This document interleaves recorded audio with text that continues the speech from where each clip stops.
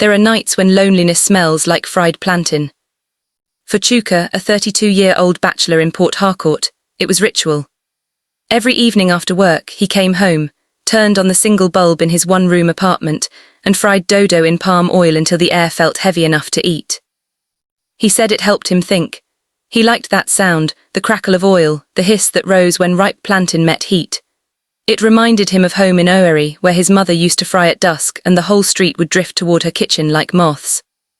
But tonight something felt off. The smell was sharper, like metal hiding under sweetness. He checked the oil, it looked fine, bright red, bubbling gently. Then someone knocked. 3 taps as slow. He froze, spatula in hand. Who's that? Silence, another knock. He turned down the flame, heart thudding. The knocking moved, now it came from the window. A soft scrape, a sound like fingernails dragging across the mosquito net. He went closer, holding his torchlight high. The window was fogged with oil vapor, but through the blur he saw something that made him drop the torch. A face, pressed to the glass, mouth open, smiling, the face looked like his own. He stumbled backward, feet slipping on spilled oil. By the time he reached the door, the smell had changed, stronger now, rotting palm oil. The window was clear again, empty. His reflection looked normal. He forced a laugh, shaky and unsure. "You day watch too many TikToks, Chuka," he muttered, cleaning up the mess. But as he bent, his torch caught a print on the glass, a greasy handmark dripping slowly down, as if the face had been sweating oil.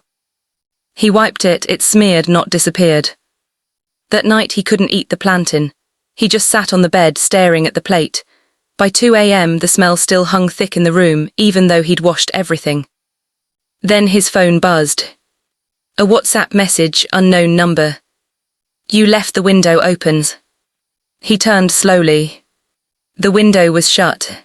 By morning the smell still clung to him, his clothes, his skin, even his hands after 3 washings. He stepped outside into the compound.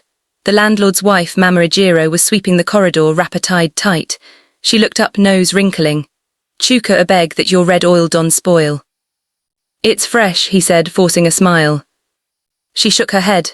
Maybe spirit chop 'em before you use AM." He laughed awkwardly, but she didn't laugh back. "My husband talk say that corner room day always get smell since the former tenant die. You sure say you day boil prayer sometimes." He frowned. "Somebody die for here." "Small accident, gas leak, but don't fear, we clean 'em with Dettol." He thanked her and went to work. But in his head he kept replaying her tone, like someone talking about weather, not death. At the office he kept catching faint whiffs of oil. His colleague Ndifrek sniffed. "Guy, you fry suya this morning?"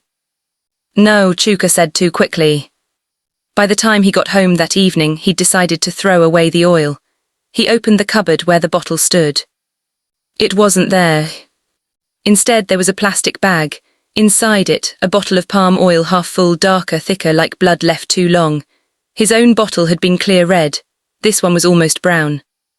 He poured it down the sink.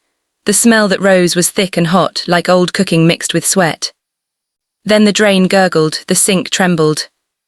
He leaned closer and saw bubbles rising, thick and red. They popped one after another, releasing a faint whisper. He leaned closer still. The whisper became clearer. "Don't waste it." He jumped back, heart hammering, and the sink fell silent. The oil was gone. That night the smell returned stronger. It wasn't just in his kitchen now, it was in his clothes, his pillow, his dreams. In his dream he stood in front of a stove that burned blue without flame. Someone was frying plantain behind him. He turned and saw his mother's face. She smiled, but her mouth was full of oil. He woke with the taste of palm oil on his tongue. It coated his throat like guilt. The room felt damp, as if the smell had weight. On the window glass a fresh smear glistened, the shape of a thumb sliding downward. The trail ended at the sill where a single grain of salt clung. He hadn't put any salt there. 2 new WhatsApp messages waited from the unknown number. "You left the window open." "I'm hungry." He swallowed hard and responded with a lie he hoped was a boundary. "Wrong number." The reply came instantly. "Your number is the window."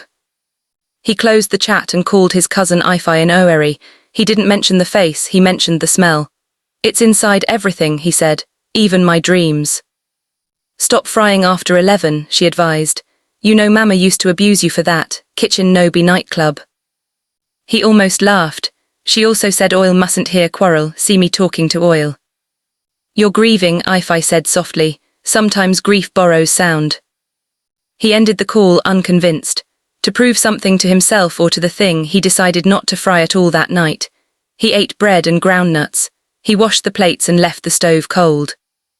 At 12:02 a.m. the smell arrived anyway, syrup thick and warm, curling from the window as if poured through the louvers. The mosquito net trembled. On the outside glass a shape leaned, his face again, smiling without teeth. The smile widened until it broke into ripples. Oil was licking the window. Chuka held his breath until his chest ached. Go, he whispered, feeling ridiculous. The window cleared. A low sound came from the sink, like someone drinking noisily from a bowl. He forced himself to look. The tap was dry but the drain pulsed, tiny bubbles rising, each popping with a wet click. The whisper emerged between the clicks, I cooked for you. Then softer, almost childlike, you left. His stomach dropped. The words tilted the room. He thought of that hospital December, the way his mother asked him to stay the night and he pretended the mat was too hard. He had left for work, for air, for anything that didn't smell like antiseptic and resignation. He stood, grabbed the anointing oil his mother once insisted he keep, and dabbed it on the window frame, the sink, the door. Jesus, he said, because that's what you say when you need a word that's bigger than your mouth. Jesus, a beg. The smell thinned, then surged back stronger, like a challenge accepted. The unknown number chimed again. You brought the wrong oils. Chuka stared at the message until the letters blurred. He set the phone down and backed away from the window. For the first time since moving in, he slept with the light on, and the light made no difference at all. Morning brought diesel fumes and market chatter. He needed facts, human ones. He found the landlord, Mr. IBI, in a singlet, watering pepper plants in the compound as if peppers could cancel curses. Ogre a beg, Chuka said, who died in my room? The man's eyes flicked, calculation quick. This one is old gist, one girl and gozy, gas leak, accident. Palm oil, Chuka said, surprising himself with the certainty. Not gas. The landlord stared, the hose sputtered. Who tell you? No one, Chuka lied, the smell told me. The man sighed and sat on the step, hose dripping between his toes. Ngozi liked to fry plantain late, people complain. One night, fire kiss curtain, she was alone, by the time we break door it was smoke that opened for us. He rubbed his jaw. Her people came, they cried small, they carried small, they left small. What did they leave? The landlord didn't answer, but the landlord's wife did, approaching with a plastic basin. They left her calabash, Mama Ejiro said. Under the sink, I told my husband to throw it away. He say tradition is hot water, don't touch. She sniffed. Tradition no day pay rent. They went upstairs together. Chuka pulled the sink cupboard open. Behind the pipe, pushed deep into the darkness, sat a small gourd, rim-crusted dark. He slid it out with 2 fingers. Congealed oil clung inside like the memory of a meal too rich. A strand of hair crossed the surface, sunk halfway. Human hair. Abomination, Mama Ejiro breathed. Pour 'em away. Chuka carried it to the corridor. If it returns, he said, then we'll know. He appended the gourd over a black plastic bag. The oil fell slow, stringing itself like cobweb. When the last drop hesitated, clinging to the rim, the whisper came up soft and offended. Don't waste it.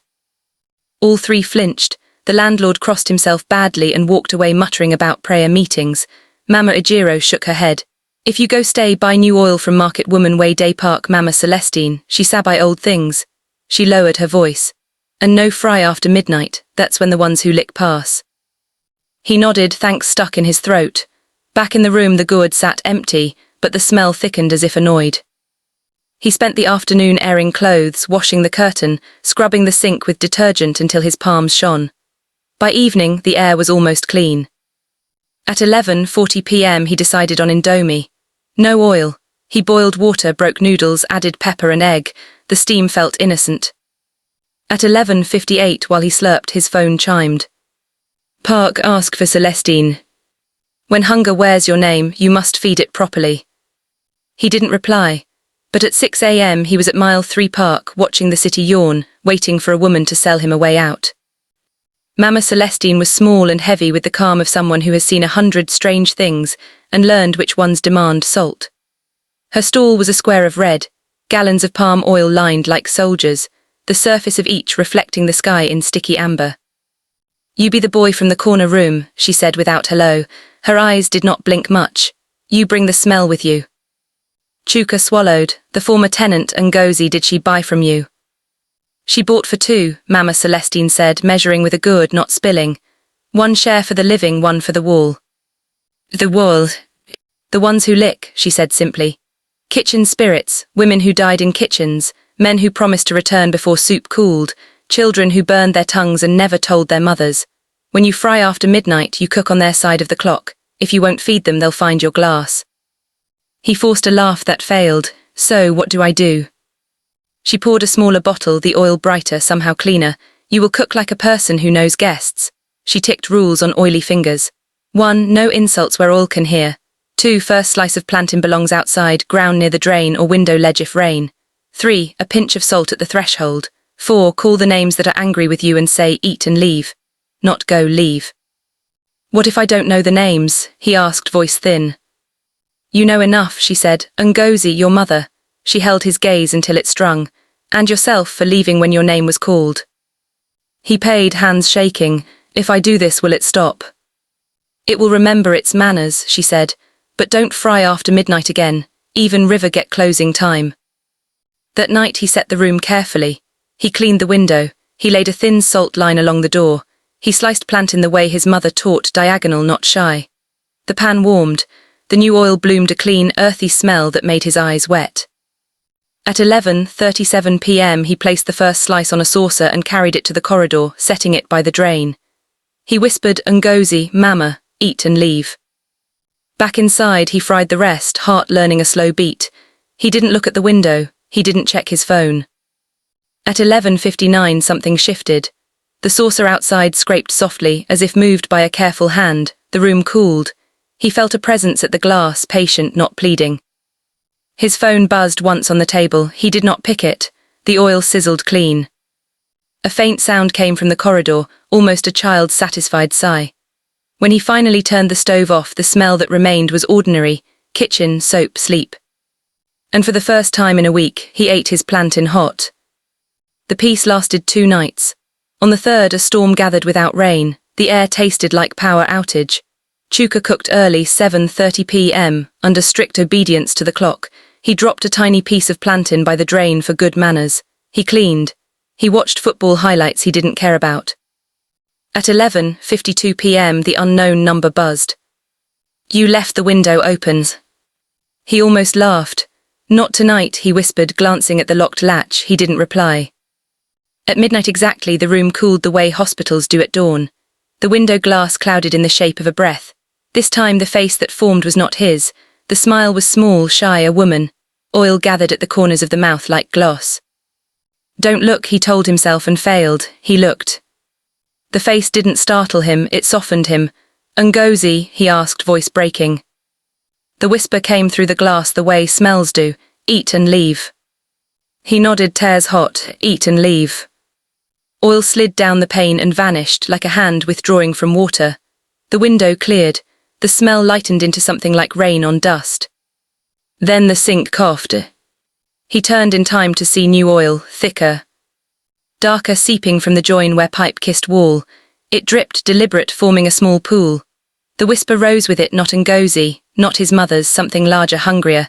There are others." Panic flickered. He grabbed the salt and drew a line around the puddle. "Eat and leave," he said, voice steadier now. "Not here." The oil hesitated.